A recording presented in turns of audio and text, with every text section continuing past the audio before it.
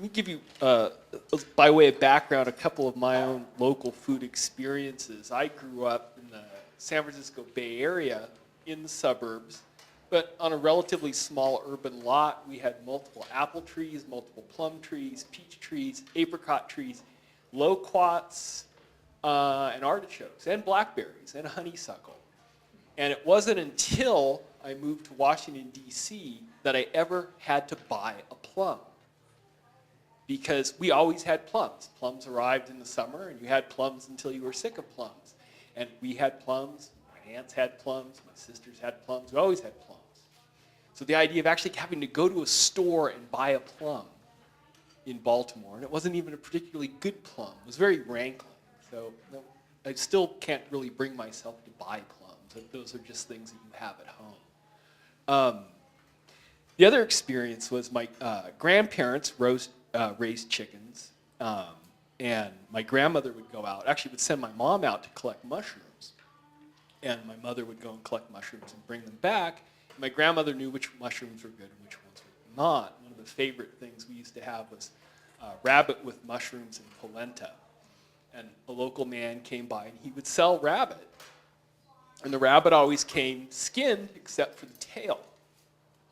And my mother would explain how you could tell, here's the rabbit. And I go, why do you keep the tail on? And I'd say, well, people didn't quite trust the guy selling the rabbit because he was from a different Southern European community than our Southern European community. And they wanted the tail on to make sure that it was really, in fact, rabbit, because apparently skinned rabbit and kitty cat look amazingly alike. But I remember having rabbit with fresh mushrooms. So those are two fond memories of local agricultural production. They always also had these things called matanzas, where different families would take turns raising a pig. Again, this was not an area where there was a lot of land.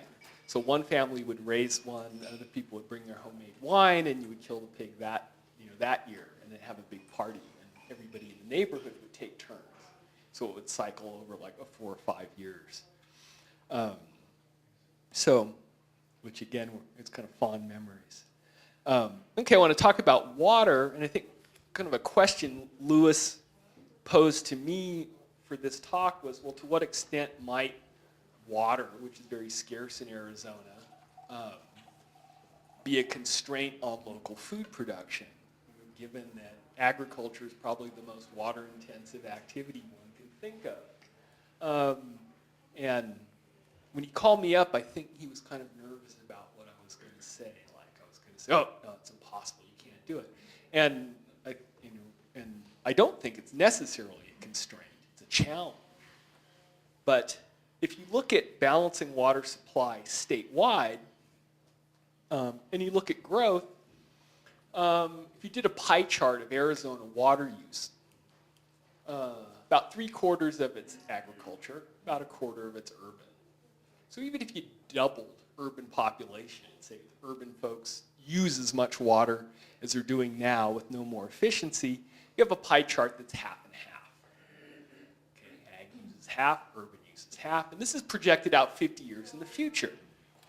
So it's like, okay, where's the crisis? Well, the problem is that where people are and where water is don't necessarily match. And this is a big challenge. In California, I think 20% of the electricity used in the entire state is used to move water from one place to another. So you think of all the lights going on in Los Angeles, all the power plants, everything going on. There's a huge amount of energy moving water to where people are. And if you look across, I've done projections, based on population out to 2050, urban water demand in Pima County, Maricopa, Yavapai, and Santa Cruz could very closely outstrip what's currently being used, gobble up everything that agriculture is currently using. Other counties, it's not that much of a problem. Another thing to think of is when people do these projections, it's very easy to just run thing out. You take a ruler, you draw the line. Statisticians or economists will do a lot of projections, but a lot of times what they're really doing isn't any different than taking a line and putting a ruler and making it go out 40 years. And a problem with long-term projections is that they really don't account for resource constraints. So if you look at population growth development projections in Arizona, a lot of times projections are basically assume that unsustainable behavior is sustainable. So if you look at population projections for Arizona, the idea that we're going to keep building houses and everybody else is going to build somebody else's house can go on, forever, didn't materialize. I was at a Ag Extension conference about 2007, and there was somebody who was working in the construction industry. And he had bought this new house in the Phoenix suburbs, and he was doing construction. And all his neighbors were in construction and home building. And he said, well, how can this last? We're all building each other's houses. What do we do when we're done with that? And so a lot of these projections about what's going to happen in crises with water really assume that people aren't going to respond to resource constraints. It's like if you point your car at a brick wall and hit the gas pedal, and you're heading toward the brick wall at 50 miles an hour, and it's like, well, my projection is that you're going to hit that wall. Well, in real life, if you were heading toward a brick wall at 50 miles an hour, you're going to turn away, you're going to hit the brakes. And society does this too. So dramatic projections, going back to the time of Malthus, assume that people don't adjust to resource constraints, and they also assume that unsustainable behavior continues. Now we're on the topic of sustainability. One thing I want to throw out is that what we were hearing today about, here's the economy, here's economic growth, and as an economist, I'm going to tell you that you hear on the news, this is gross domestic product, right? The economy grew at X%. Well, you have to be careful about what that measures. And one of the things that happens is if you take introductory economics, they'll say, gross domestic product really isn't a measure of economic, it's not a measure of people's well-being. And you get that the first day, but then the whole rest of the class, we treat it as if it were. And so different things contribute to gross domestic product. If I get cancer and I have to go in to get chemotherapy, the amount of money I spend on chemotherapy is part of gross domestic product. If I have to buy a burglar alarm, that's part of gross domestic product. And so it just measures what we're spending. It doesn't necessarily measure value. Now, another thing when they measure gross domestic product, you could look at what's, the idea of your national income. Well, recently, economists have tried to come up with what's called green national income accounting. The idea being that if you have a business and you have capital and your capital depreciates, that's not really part of your income. You're spending your wealth. And so you should adjust your measure of wealth based on spending your capital. And you can do this with national income accounts too. If our economy is based on unsustainable practices, that isn't really income. That's not sustainable income. So people have done things like take the growth of, let's say, Costa Rica and say, oh, the economy's growing really fast. And it's like, well, what's the economy based on? Well, a lot of the economy is based on timber harvesting. And it's like, okay, well, your economy really isn't growing sustainably. You have a wealth of forest resources that you're spending down. Or if you have oil in the ground and you're pumping it out, that isn't growth. That's not income. That's your wealth that you're spending. You can think of it as your inheritance that you're spending down. That's not your income. And when that inheritance is gone, that income isn't sustainable. And people have done the same type of exercise with agriculture. What's sustainable? Well, if you're depleting the soil and you're making income by depleting the soil, that's not sustainable. And turning back to water, if you're doing groundwater depletion, and you're getting income that's based on groundwater depletion, again, that's not sustainable income. That's just spending your wealth. And so, it's important to consider when you look at these economic growth numbers or this income, what's coming in, the dollar values are interesting, but you also want to think about what is sustainable, what can you do over the long term. Now, so getting back to, is water a constraint to local production? Well, we heard this morning that we import a lot and we export a lot. Arizona exports a lot of its commodities out. And it's hard to say. It's like, well, if more things were produced locally, that might be using more water than importing it, because basically there's water embodied in what we're importing. But at the same time, if we were exporting less, then that stuff's staying closer to home, and so we're not using our water to basically go abroad. And so what would be the net effect? It's pretty hard to say. My wife teases me. She says, oh, I can always have the economic answer. And I said, well, what is it? She goes, well, it depends. And I said, yeah, you're right, okay. But it does depend. I think probably if things were produced in exactly the same way and you started to shift to producing more things locally, you're probably going to use more water. But that's assuming that current technologies and current ways of doing things don't change. And I think as water gets more scarce, there is a lot of scope to use water in the state, in the region, a lot more efficiently. Now, when I talk about efficiency, one has to be careful because a lot of people have like a technocratic approach to water scarcity problems. Everybody will use water more efficiently. And they often mean on-farm efficiency, so more water is being taken up by the crop. Well, it's a question of whether that's actually conserving water or whether that is basically, okay, I'm getting more water, but now there's less groundwater recharge. Or in areas where there's rivers, if I'm pulling water out and more of it's going into my crop, but less of it's returning as return flow for somebody else to use, it's not necessarily conserving water. So a thing that people have to think about is not just on-farm irrigation efficiency, but you need to think of efficiency at a whole watershed, a whole basin level. And that's a lot harder to do. You need to know a lot more about hydrology, which frankly, we don't. These systems are very, very complex. And it's very, very hard and frustrating to go out and, you ask people, well, is the water table falling? Is it stable? If it fell this year, is this something that was just a one-off thing? Is this secular decline? And often people at USGS US Geological Service do some very sophisticated and hard work, but at the end of the day, a lot of the times they're like, well, we're not quite sure what's going on either. The popular conception that aquifers are just like wells or like your gas tank.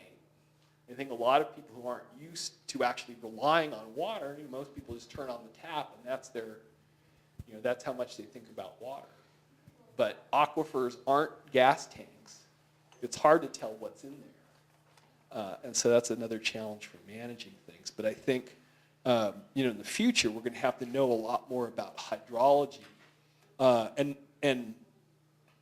This morning's speaker was talking about how people are linked through their food systems and the supply chain. Well, people are going to have to know not only where they're getting everything, but they need to know where their water is coming from, and where it's going, and how people are linked.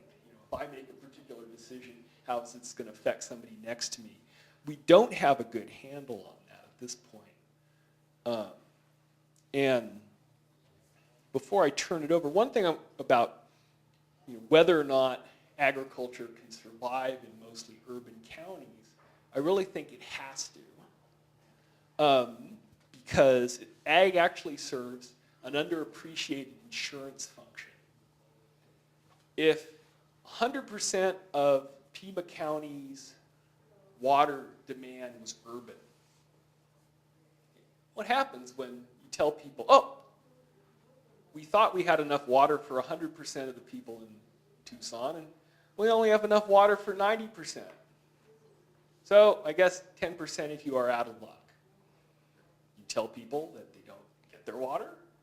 You jack rates way up. I mean, if there physically isn't the amount of water there. And actually, I remember growing up in parts of the Bay Area where they would turn your water off in the middle of the day. Like from noon to 2. You turned on the tap and nothing came out. Urban areas are a lot more vulnerable. They say the demand for water in urban areas is hardened. People don't want to part with their water. People are going to wash their dishes. They're going to take showers. So they're not very flexible. Farmers are a lot more flexible. And that flexibility, in principle, one could go, okay, we're going to pay farmers for your water this year. There's a drought. There's not enough. Okay, well, you can decide probably, not to plant as many acres this year.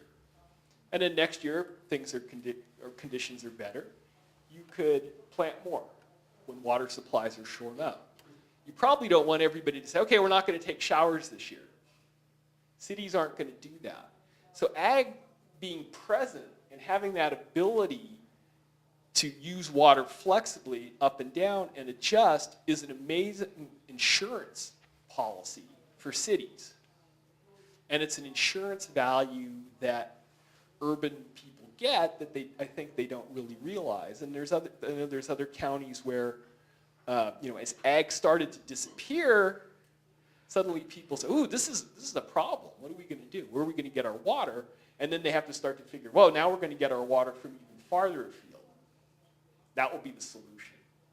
Well, if you get your water from farther afield, okay, you're taking it from somebody else who may not want it. You're having to have the whole economic and resource cost of moving water over great distances, where it might be a lot more economic and make a lot more sense to basically compensate farmers for that insurance function that they're serving.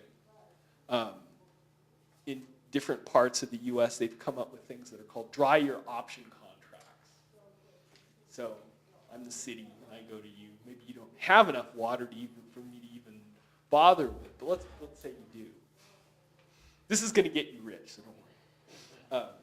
And I say, well, I want the option of being able to tap into a water supply if we come up short. And there'll be some agreed upon trigger. It might be the drought monitor or water supplies or something in the reservoir, groundwater tables. But and I'll pay you every year for this option, just like any kind of option contract for ag commodities. And I can exercise that option, or I don't exercise the option. Well, what if it's a wet year? Things are fine. Okay, well, you were my insurance policy, just like you have auto insurance. I didn't have an accident, but I was glad I had that insurance. So you're my insurance policy. So you get that option payment. Okay. Then the other circumstance, now I'm short. Can you fallow a certain number of acres and let me have the water? Okay, that's part of the deal. Now, you're not growing as many crops, but you're getting paid for your water. But the advantage of this contract is I'm not going in and buying him out completely. Because if I buy him out completely, suddenly people are going to say, oh, look, there's all this extra water. We can build more houses, right? We can harden that demand. So just buying agriculture out, you're going to lose that flexibility. But if you design contracts, you give incentives for farmers to actually stay in place, they can serve that kind of insurance function. And that's another type of value aside from the other values of local food production, and I think agriculture can serve. And with that, I think that's all I have to say at present. I'm going to turn it over to Jim.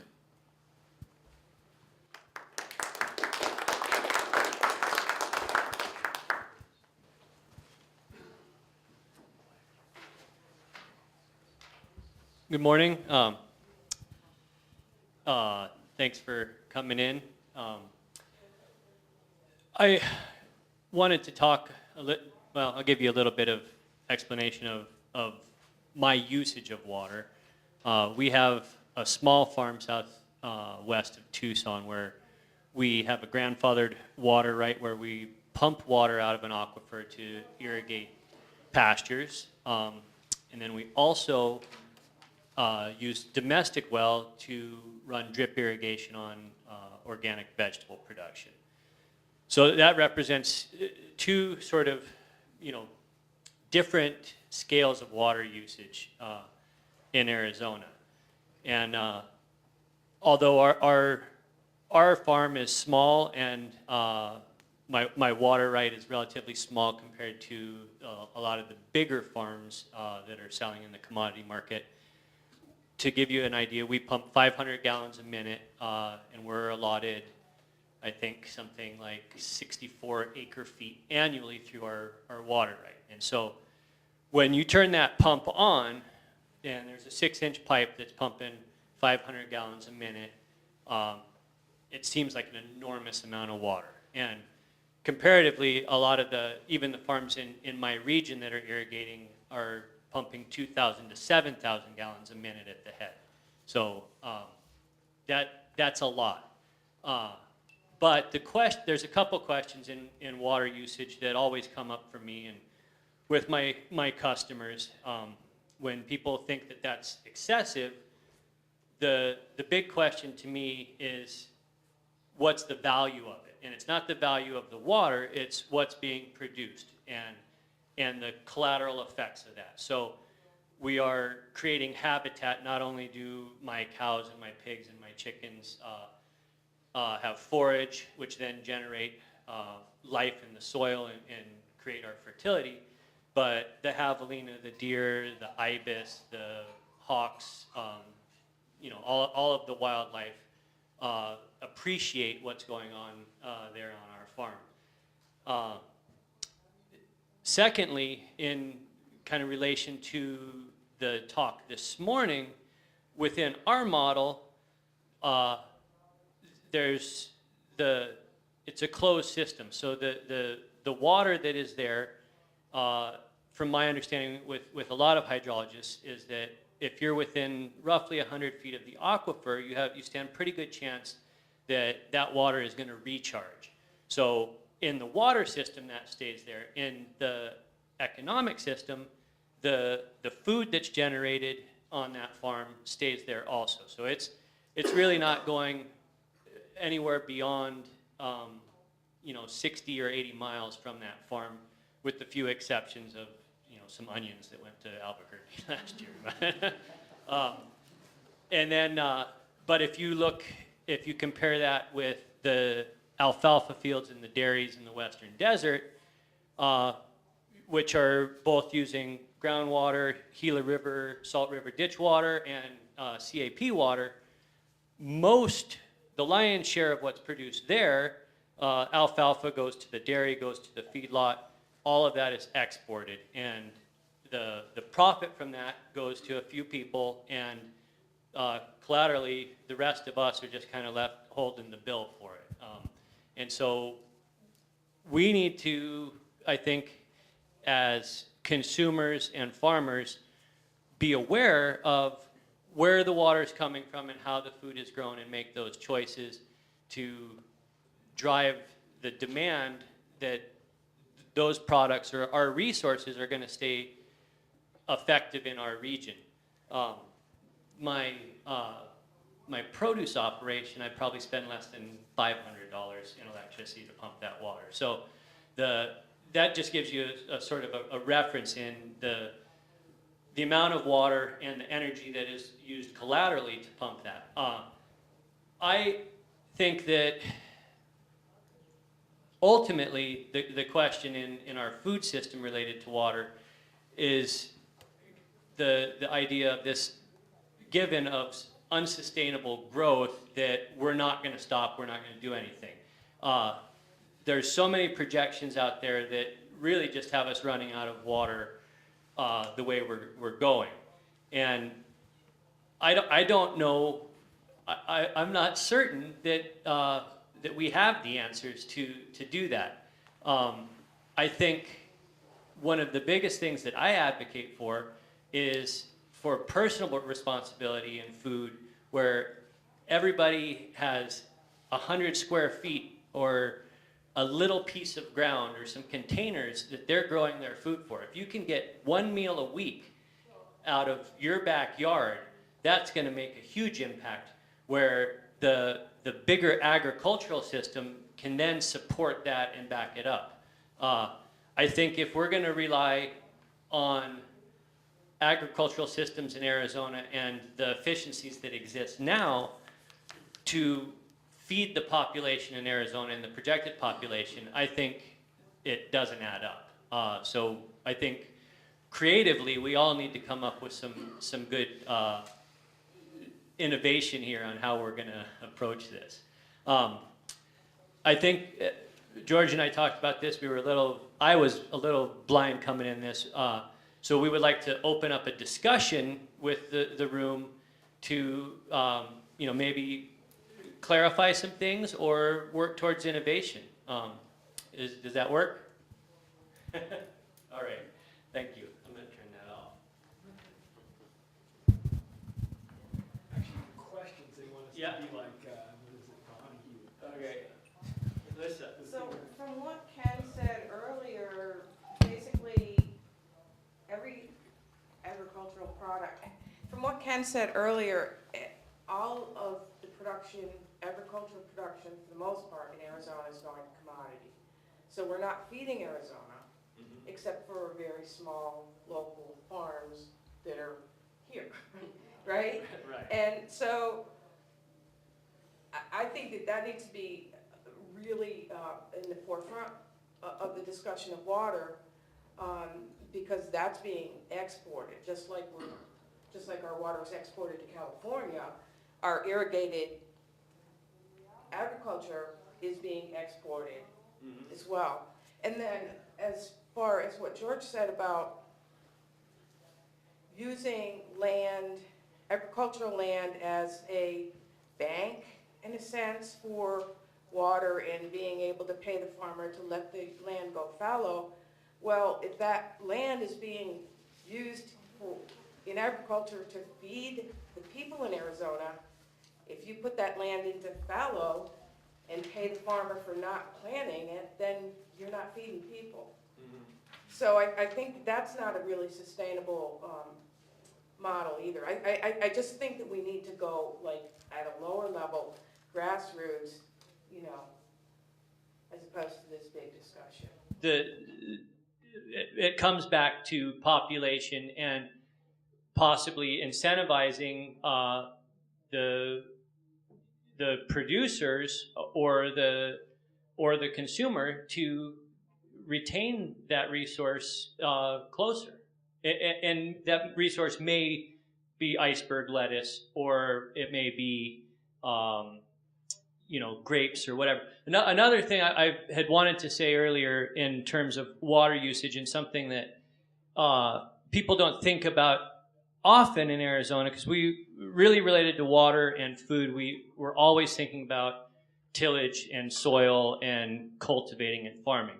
And while we have a good bit of arable land in Arizona, most of our land is uplands, mountains, desert, rough country, and is all very well suited for ruminant animals, which have a very limited impact on our water system, or our water resource. So if you go with a range-fed ruminant, cow or a goat, it can convert the native forages into protein that is viable nutrition for the population, and the only water usage related to that is what they're actually consuming to hydrate their bodies. And there's great potential there. There's to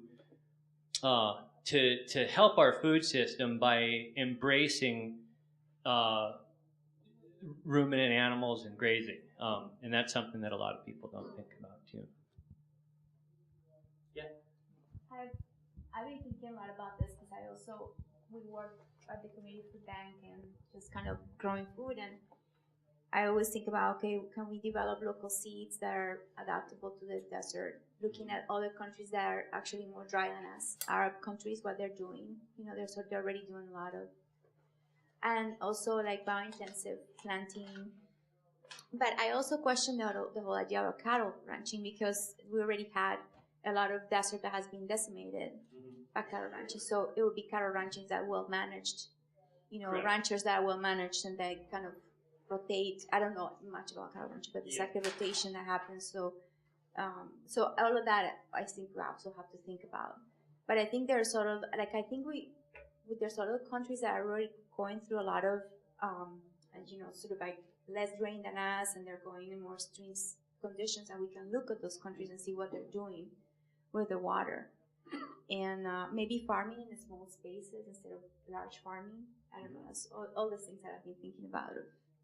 Well, absolutely. I think, and that refers to the idea of personal responsibility for people in their food, where those small plots in the urban areas and suburban areas where people can harvest water passively to grow food is going to have a huge impact on the amount of food created with little resource. And certainly there's a lot of work going on, and has been, in saving native seeds and regionally adapted seeds.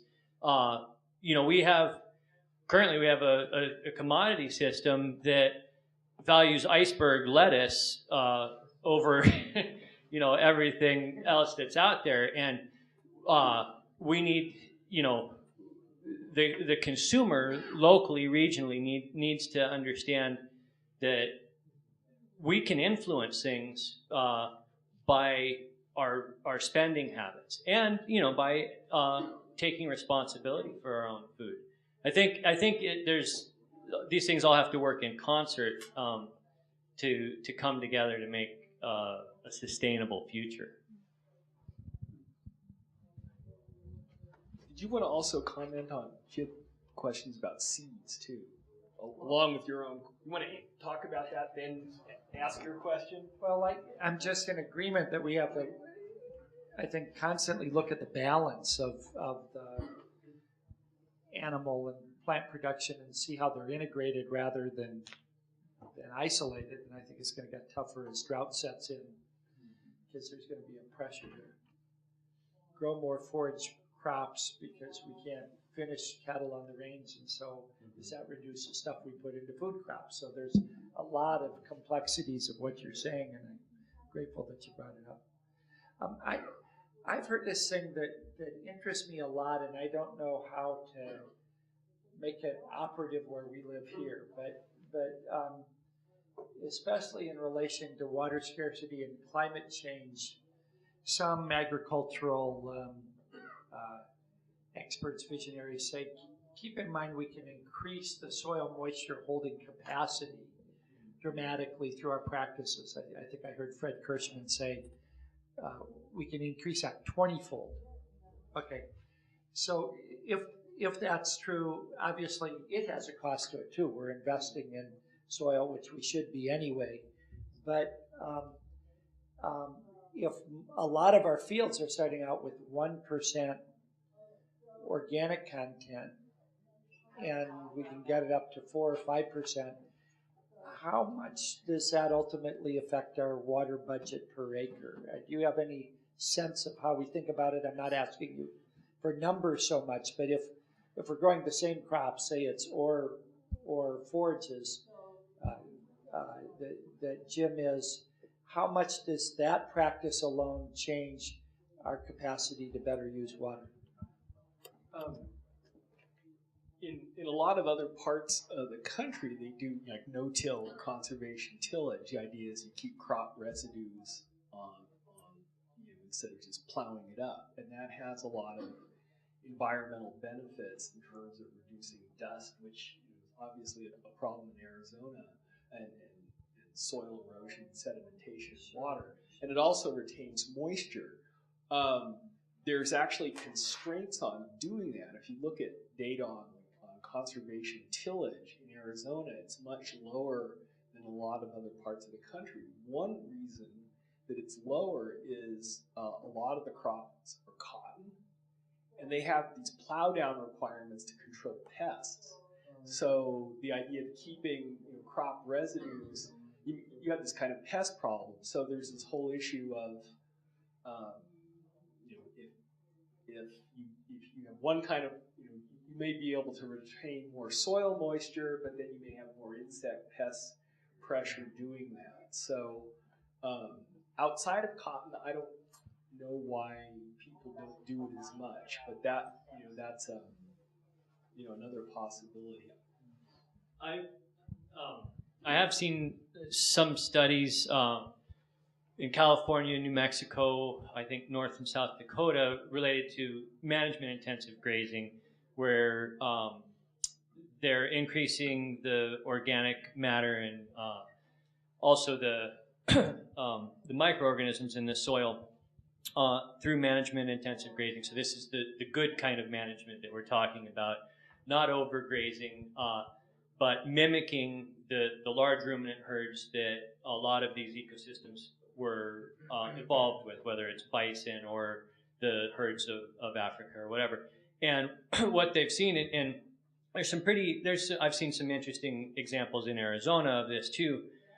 One of the tests that they'll do that just is a quick demonstration is to take a piece of dirt and drop water on, and then watch if it absorbs or it runs off. And with proper management and an increase in the organic matter, essentially what you see is that's absorbed rapidly, and then it's released in a manner that's beneficial to the plant. It doesn't all transpire, it doesn't evaporate. It's held there and released as the plant needs it. And the statistics that I was looking at in areas with similar rainfall, so if you annually anticipate 12 inches of rain, effectively through good soil, you're increasing that by 25%. So it's more like you got 16 inches of rain instead of 12 inches because it didn't run off or it didn't evaporate. It was held there in the soil. On intensive farming, you can see the same thing too, where all of us generally in our region are dealing with either heavy sand or heavy clay soils that maybe when we started didn't have as much organic material as we wanted. As you go year by year and you improve that soil and you grow your soil, you see a significant reduction in your water usage. I think all of the growers in here can speak to that. Trace?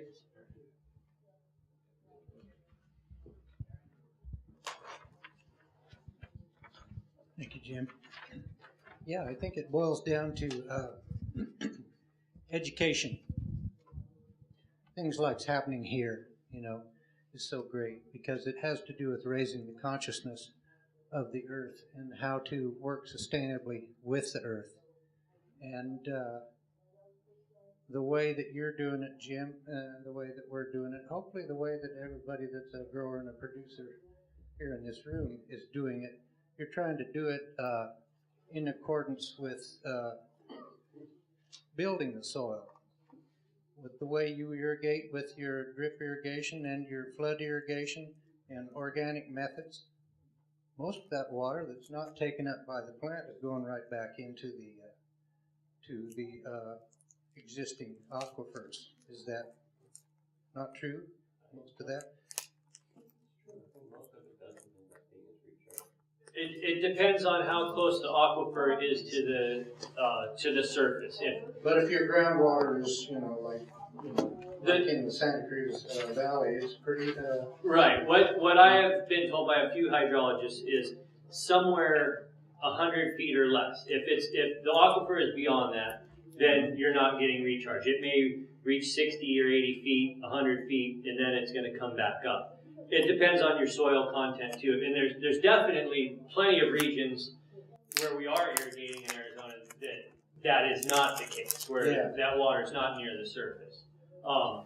Through good management of the soil, you're going to pump less water, you're going to use a lot less electricity, and you're not going to buy your fertilizers and your pesticides and your herbicides. And on a pure economic level, if we can eliminate that overhead, you're going to end up a lot better off for it. And you're not contaminating the soil like the agribusiness Correct. techniques of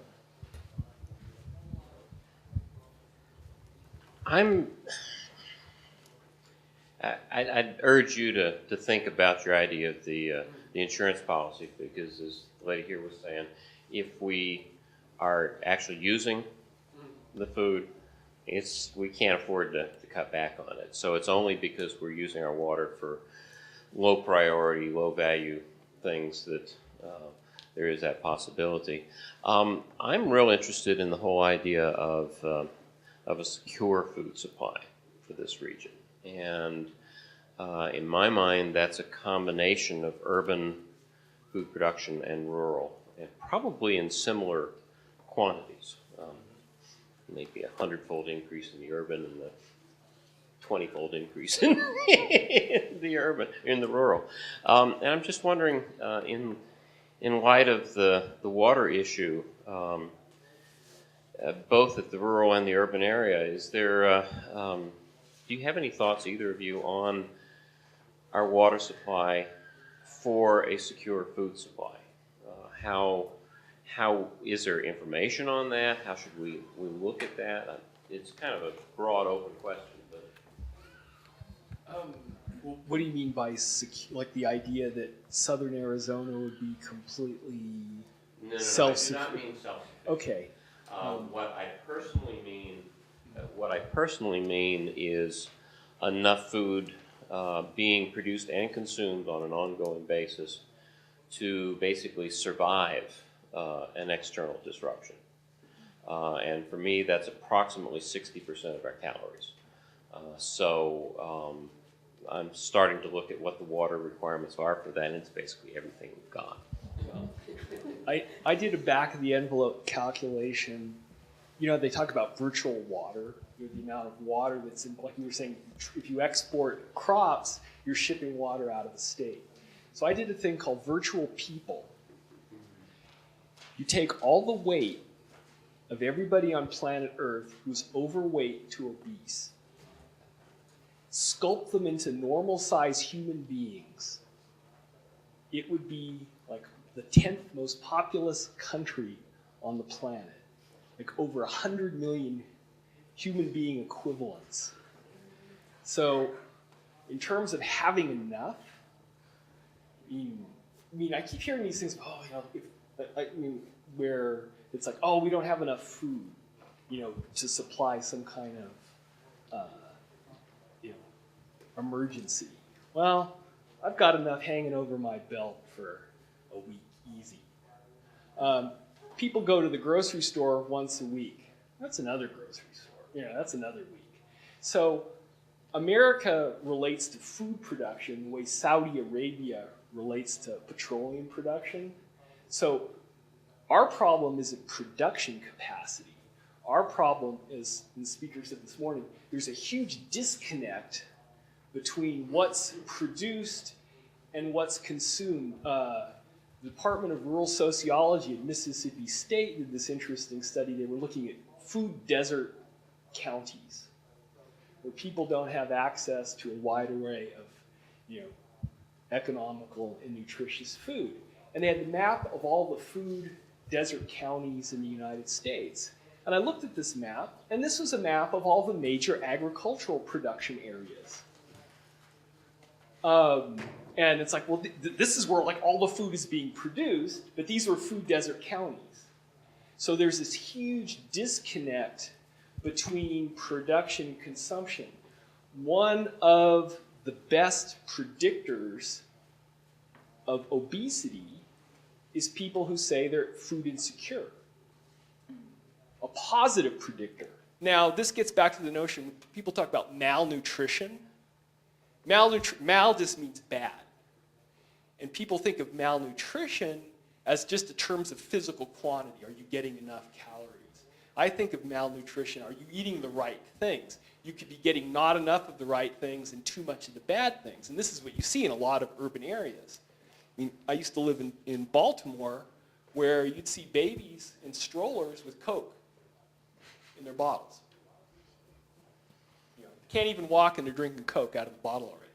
They don't even have teeth, and it's rotting their teeth. Yeah, or they would do. You could go to the local mom and pop store, and you didn't have fresh food at the counter. The local like corner store, instead of having like local produce, they had individual cigarettes. Because if you're 12 years old coming home from school, you can't buy an entire pack of cigarettes, but we'll sell it to you one at a time. So there's this. It isn't just a matter of, you know, do we have the physical capacity to produce enough stuff? We have the physical capacity to produce more than enough stuff, but there's this huge disconnect between, you know, how we consume food and how we produce it. That I think is the bigger problem. I think that's a problem, but I'm really concerned about,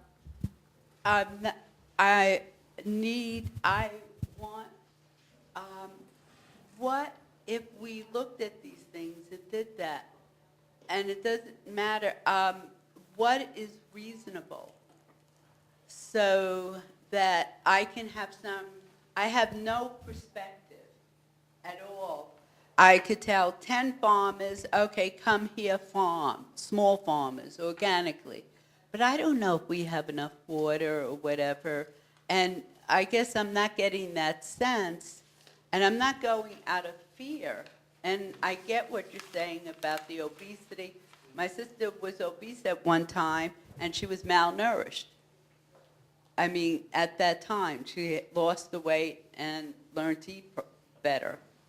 But so I have no idea of what scale. I don't